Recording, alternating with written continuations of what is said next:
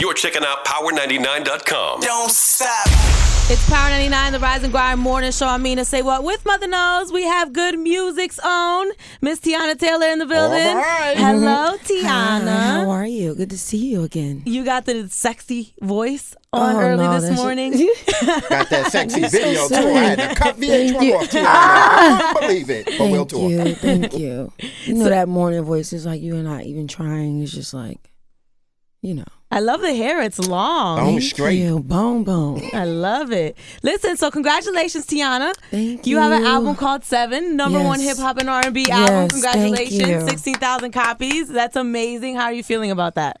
I feel great. You know, I never thought I'd see the day that I'd be, you know, number one on the R&B chart because I've came up being this tomboy or people labeling me as a rapper. And of course, it's been very, very frustrating. But, you know, now to be in that category is really, really dope. Yeah. Let me tell you, I really love your album. Thank you. It has something that I've been missing, and it has like this sexy but attitude that I like, that I really identify with. Thank you. So I really love the album. And Sorry was one of the songs that I really gravitated towards. Like, I played it maybe 30 times back to back. And it's a song, and Mothers have heard the album. We've talked about your album. I was sick. Let me tell you something. I was sick in bed. So I said, let me listen to your album, and I listened to Remy Ma. And I was impressed because for me, the only thing I knew about you was Google Me. So I'm like, okay, she finally got her stuff together. She got her album out. Let me give her a spin. It was good. Yeah. Giving me Brandy. It was real Brandy-esque. So it was cute for a sick day. It was cute. Right, she real relaxing. That's what I was going for, because it was like, it wasn't no fast songs that caught you off guard. Like, it was cute. You could be just relaxing or in the tub or whatever. I just wanted to give that because I feel like we haven't heard a sexy album in so long. You know, and I kind of just wanted to give that, especially since Janet, you know? Yeah. With Sorry, where did that come from? I can really feel what you were feeling, and I've felt that before. Right. I mean, it comes from a place when your heart is better. You know, after a heartbreak and you find love again, that was more amazing than the first one. And you just at a happy place in your life, and all you could do is apologize, like, to the person that took you for granted. Like, I'm sorry you lost me. Now, as you watch from far away, all I can say is I'm sorry, because I'm so happy. I'm so good. I realize it's kind of like best thing I never had. You feel what I'm saying? Like, so, you know, that's just one of those kind of records where you just added such a better place in your life, and you're just like, I can't believe I ever even, you know what I'm saying? Like, I didn't know what real love was until now. Like, clearly, yeah. Yeah, I really felt the record. That and Business too. The Genuine. Yeah. Have you spoke to Genuine about that? You kind of use his lyrics a little bit? No. Last time I seen it was when we did something for, I think it was MTV. He was teaching me the pony dance. He taught you the pony dance? Yes. Okay, let me find out. Why did you switch labels? I remember you was with Pharrell, and then you moved to Kanye. What was going on? I mean, some things just don't work out. You know, I asked for a release because I had been signed for 5 years. And, you know, it was time. You know, it's just time. And I wanted to be independent. I wanted to find myself as a woman. I wanted, you know, to just find myself, period. So I asked for a release because nothing was really going on. It got to the point where it was so many hands in a cookie jar that when it fell over and broke, everybody was like scattered roaches, you know? So, no, seriously. So it was just like, all right, like, I just need to start fresh. Maybe I need to be on my own. Maybe I need to be independent. Maybe I don't need a label, you know? And right after I asked for my release, the thing with Kanye happened. So I knew that it was a sign from God that, you know, just do it. How involved was Kanye on 7? He was very involved. He's definitely stayed in contact, but I had preferred to have my creative space. And that's what I love about him, because he gave all his artists that creative space to really find yourself. This was my first time in a long time being in the studio working on an album. So I didn't want it this time to be so many hands in the pot. Like, I just everybody just back up and, you know, give me my space let me create, let me work, you know, and that's exactly what everybody did. And that's how the album came about. You know, Kanye said at your album release party, I was watching videos, that there hasn't been an R&B album like this in a long time. A lot of times when we talk to a lot of the R&B artists, they say that it's difficult to put out like real love songs, like not sex songs, love songs. Right. Do you feel like that was a difficulty for you? It wasn't difficult for me because my mom used to play so many different albums. Like, I wasn't fresh, but I was too grown. You know, like, I was too grown. I was an old soul. Like, instead of being a kid that wasn't paying attention to what she was playing, I was actually paying attention, learning it, taking it in, you know, and, you know, listening to Tina Marie or Tony, Janet or Anita Baker, and carry that on with me throughout the years. By the time it was time for me to record my album, that's exactly what it sounded like. Yeah. Like, for a little while, people didn't understand my music and was like, you know, it was kind of like a standstill. And because everything was like, yo, we need that up tempo, we need that missile, da-da-da-da. I'm like, okay, let me go and play this for Ye. So I played it for him, and he was like, you know what, I'm not even mad at a whole album of slow and mids. I said, oh, you ain't got to tell me twice. Let's clap it up for him right for there. real, because I heard stories where they go to the label and the label be like, no, we need the single, right. we need the fast no, but record. that's we what made it so dope, because once they hear it from the boss, it's just like, all right, you the boss, I'm the boss next to the boss, you know. And he loved it, and that's all I needed to hear, because I thought he was going to be on that too, like, yo, yeah, we get that up tempo joint, and I'm just like, dude, that's not even really my style. Yeah. But it was the complete opposite. Like, it's songs on there that I played my A&R and told him I wanted to play for Ye. He was like, nah, I don't think Ye's gonna like that. Wow. Don't play those. And I played them anyway. And what songs were those? And a couple of slow songs that's on the album, and he loved every bit of them. Okay, cool, we good, da-da-da-da-da. But he was just on the same page, like, you give me this 90s vibe, da-da-da-da. I said, oh my God, yes. Yeah.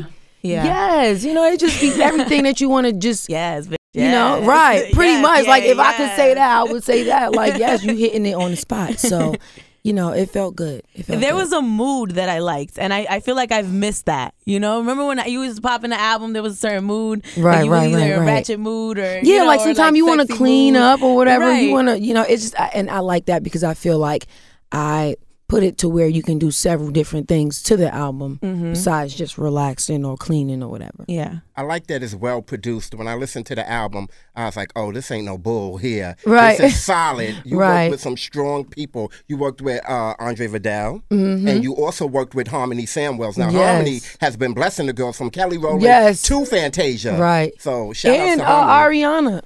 Oh, yeah, shout out to Wow. Harmony with the ponytail, yeah. I cannot with you. Yes, pony. That pony be snatched. Yeah, her voice is amazing. So how much of this was you writing this and people helping you write it? Like, what was that workflow like? Well, I'm friends with a lot of people. Like, you got Sam Hooks, you got B Mac, you got Stacey Barth. Yeah. Like, it was, you got Eric Bellinger. It was one of those moments where it's like, yo, we need to collab. So we just get in kind of just freestyle, because, you know, me and Chris has been writing for artists before we even was, you know what I'm saying, like, had our albums out and stuff. So it was kind of like a writing session, like two people get up and we just kind of go back and forth with it. So I was very, very involved in my writing. I make up all my melodies. I sing in gibberish first, and then we'll create from my ideas. The melodies. And I pick all my beats. Like, my ear's very weird. It was a point in my life where I felt like I was just, like, what is it that I'm not doing right? Like, I know these songs is dope, because it was really a standstill on the album. So then I'm like, okay, I need to find a happy medium. What is it that they want? So we don't make the Google me mistake anymore, because I'm not going to record anything that I'm not comfortable with. I learned my lesson from the first time. I'm not doing that again. So then the Maybe beat came about, and I was like, wait. Love song that. come about, yeah. With Push though. Yeah, like, I'm in the studio. I was like, that's Teyana Taylor? Yeah. Okay, we winning out there. Right. So when I played the beat, like, me, Germ and Fresh in the order, we're like, okay, this is dope. So let's do this beat. This would be like the perfect for radio, whatever. So they started rapping. I said, no. Well, we're not gonna do that. Yeah. We're gonna go straight R&B. I never really heard, you know, you rarely hear real R&B melodies on a rap beat kind of like that, because that was for some rapper, and I was like, no, I'm gonna take this. So when I started singing on it, I'm like, yes, this is the missile. It's not that much up tempo, but this is what's gonna have the label happy. I'm still happy. Radio's gonna be happy, and the club is gonna be happy, and the fans are just gonna love it because it's so catchy, you know, on the hook. So it was a happy medium, and that probably was the most like mature decision that I've made, like, within the industry, is finding that happy medium. And, you know. When did you find that comfort? Like, when did that happen? Did you know instantly, or did it evolve? Well, with Maybe? In general, just the sound and what's coming out and how you've evolved from even 7 years back. Yeah, experience. You found a niche. Experience. Because when I was 15, like, when I got signed, I was not like in the studio 24 hours. Like, I was riding skateboards and BMX bikes and just being a white boy, like, like, seriously, like, just all over the place. Like, yeah, me and my friends was just like, we had rock bands, all types of stuff.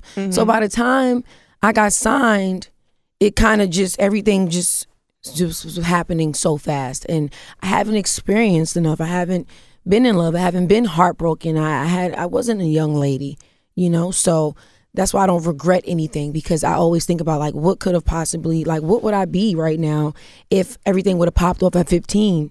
You know, like, I don't know. And that scares me, you know. So I'm blessed that I've actually had the opportunity to, you know, get a second chance and a clean slate, because throughout the 7 years and finding myself as a woman, I've been heartbroken, and now I'm in love. You know, and I've experienced this. And now when I sing from the heart. It's passionate, it's authentic. I felt sorry, man. I felt like you wrote that for me. I know you wrote it for you. No, everybody say that. Like, no, but I just wrote it for girls in general, because I feel like we need those records that we can feel. Like, I always tell label, like, I am the youth. I know what the youth want. Just trust me. And my new label did just that and trusted me. And that's why I'm so blessed to have Def Jam, because they trusted me, like, literally gave me everything that I've possibly needed. And now it's just time to keep going. Right. You mentioned love. I want to talk about love because Iman, very nice looking. Thank nice you. Eyes. Are you happy? Let me find out, Mother. Are you going to get married? I'm so happy, like, you don't even understand. I was gushing the last time I was here. I was here, but he's simply amazing, and somebody that keeps reminding you of that, like, is almost scary too. It's just like, the honeymoon stage for the last year now. You know what I'm saying? Like, it's no, oh, he's getting comfortable. It's none of that. And every single morning I wake up, he just reminds me and tells me how beautiful I am. Like, it's just when two people, like, I guess because we came together when we both wasn't looking for it. Like, we came to console one another and really just be, you know, homies. And we found it because we weren't looking for it. And I think that's the most genuine way to do it, to have that friendship, you know, and then, you know, things kind of just happen. But he's simply Look at Teyana amazing. Taylor. She going soft and pink. Yeah, you from Harlem. I'm thinking she going to have this street edge. You're soft and pink, too. Honey, you know, the trade be having you feeling like a cunt, you know. Now you feel like a lady. No, seriously, he seriously colors me pink. I swear. Like, he's so amazing. Have you guys talked about, like, really serious things, like kids and marriage and things like that? Because that's all the way serious for somebody in our age bracket, you know? Of course. But, I mean, we're young, you know, and I want to get a couple more albums out and, you know, get a couple more good games and seasons, you know? Like, right now, we're just focused on building our empire, you know, and making sure when that day do come that everybody, like, our family is set, our kids is set for college and wherever else, you know, is going on. But we got to be good first.